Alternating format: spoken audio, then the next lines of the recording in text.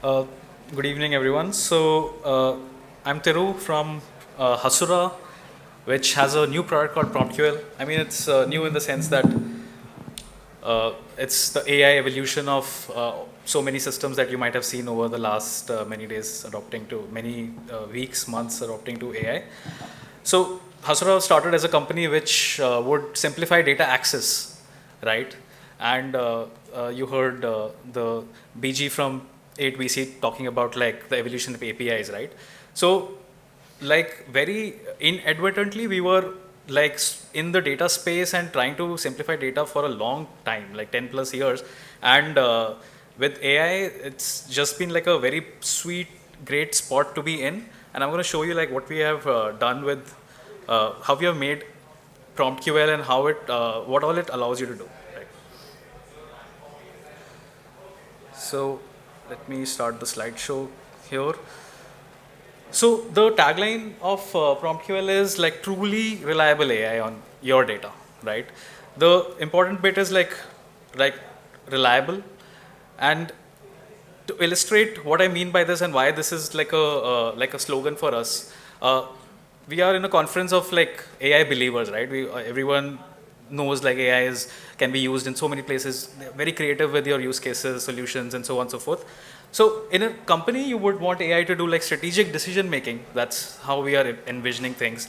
You want insights to come very fast. You want reports to just come like this, and you want pretty much anything that you can think of. You are now thinking of how can I make AI do that, right? But here I want to take a quick second to ask you all a question.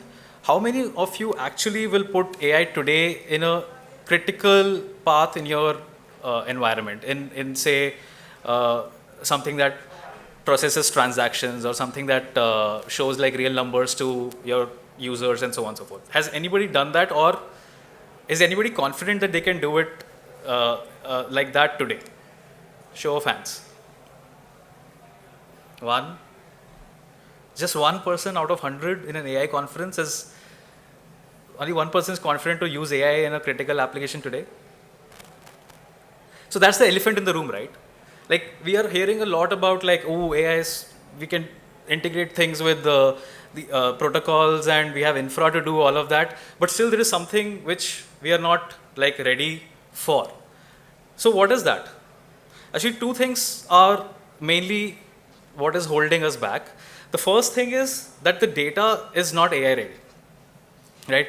A lot of discussions have happened, but basically we heard people say that, for example, the bank or what, I don't remember, was it a hospital? But they adopted AI because their data was all very structured and it was ready to go, right? Maybe they had a new database or a new data architecture set. But most companies will have all kinds of data. Will have data sprawled across your entire ecosystem, and there'll be like different databases, so on and so forth. Data may not be ready. Everything was built for applications back then, right? So how are you going to bring that to data? This is the first mental blocker of sorts. It's also a real blocker, but still that's like a main blocker that everybody's thinking about. Like my data is not AI ready, right? I need to get metadata. I need to probably centralize it. Maybe I need to like extract it, put it in some data warehouse, so on and so forth. So a lot of thinking goes in that space where people are thinking about a specific segment of the problem that, okay, I need to make data ready for AI. The second thing, which I'm sure everybody kind of believes, and from the show of hands, there's no brainer that AI itself is not like guaranteed to be reliable, right? There is probabilistic computations happening. For the same input, you get different answers, so on and so forth. So all these are like very obvious things. So these two things combined makes AI adoption in actual critical like $1 billion use cases difficult to imagine today. And this is the gap that we want to solve in a innovative technical way, so that the reliability portion of it is not a concern anymore.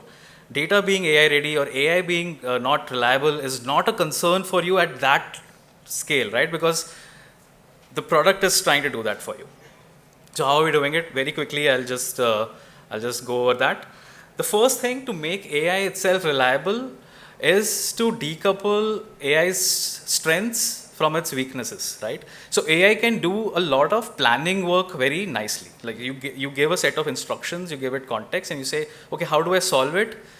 It will do it better than even somebody who's an expert in that domain, right? It will lay out the plans and it will show you maybe a graph of like how you would want to solve it. So it is very good at like reasoning at a context level, right? But it's not very good at executing it. For example, today if you ask a question, you get a plan and you tell AI to maybe generate code and get that data, whatever it was required, get that data. And that turns out to be your actual BI database, which has 1 million or 10 million, 1 trillion rows. How much of it is it going to get back in the context? And then you're asking a follow-up question like, okay, get me insights from this data, right? What is it going to do? It's going to maybe sample 10 rows, give you some hallucinated answer, and do whatever it wants, right? So this part of like its strength, which is like being able to create a plan of how to solve a problem, versus executing that plan itself, is how we go about it. So we'll see that in a demo, but pretty much like anything that can be executed, any plan which involves like data retrieval, it involves some business logic like mathematical computation and so on, all of that is can be done outside of the LLM context. The second thing, which is like my data is not AI ready, why is that even important? Have you actually put that in a real world test situation with the current models? Like, is that really a blocker? Because what we have seen actually is that AI is so smart that even if today you give it some random schema, right, and you start actually putting it to some use and giving it some hints of how the data is, after the first few interactions, it gets very good at like solving more and more complex problems. So this is a hint that data need not be AI ready. You can put AI to make that data seem ready, right? So AI is kind of your like a layer between its results and how it interprets data. So that is also like a semantic layer for you. Don't discount that. You don't need a product which just does semantic layer and then you feed the whole thing into AI. AI itself can, by definition, can be a semantic layer, right?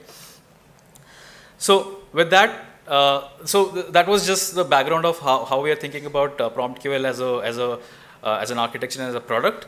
Last year, if you were here, we already had like good demos on decision making, like chatting with like data and doing good insights with that. Today, I'm going to talk about the remaining things, specifically automations, right? So what is automations? So it's fine that you are able to chat and get data and you're able to do that reliably. But automation is a way for you to just get rid of your internal apps completely from your workspace, right?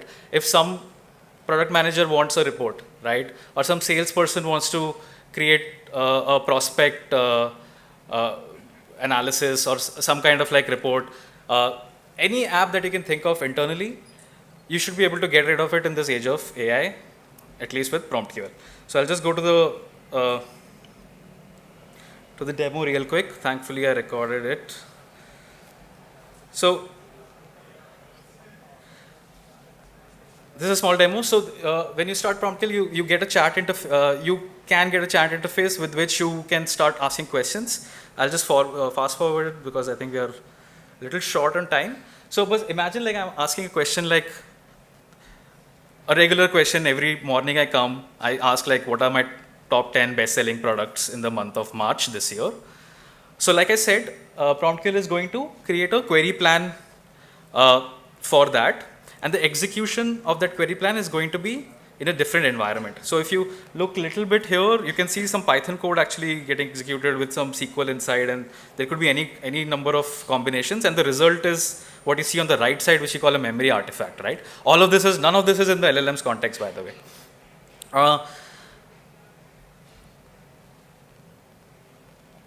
So maybe then the next question is, okay, for these categories, sorry. So what are the categories for these products, right? Like I saw I saw my 10 top selling items for March. I saw the categories for it, and I'm able to ask more follow-up questions. But eventually, I've created like a thing where I've got a nice report. Now I want to automate this, right? Every morning I want to come and maybe run something for it. So what I will say is, let me just backtrack this so that show you exactly what I'll do. I'll basically say create an automation for this analysis with month and year as input, right? So basically whatever chart you did and whatever report you got, you're able to create a parameterized version of it, ask it to create an automation and deploy it, so that at the end of it, you are going to get like an API endpoint for that particular report, right? Whatever you did with some inputs, you got that report. You got that as a curl. I mean, it's an endpoint, so you can use that endpoint to like embed it in any of your apps. So imagine like building APIs on the fly or building like whatever data APIs you want on the fly. But also you can just use this to like repeatedly run this automation with just those parameters, right? So for example, I can come here and I can just say run this for the current year and Feb. I could have said it for any month. So it's going to run the same thing and you're going to see the execution happen for that particular input instantly, right? So you iterate using natural language, you create whatever you wanted. At the end, you just parameterize it to create an endpoint, which you can use in your applications or through the playground itself with different inputs, right? So this was a demo, out of time, but happy to discuss with you all outside. No questions on the stage because of the time. Thank you all for coming.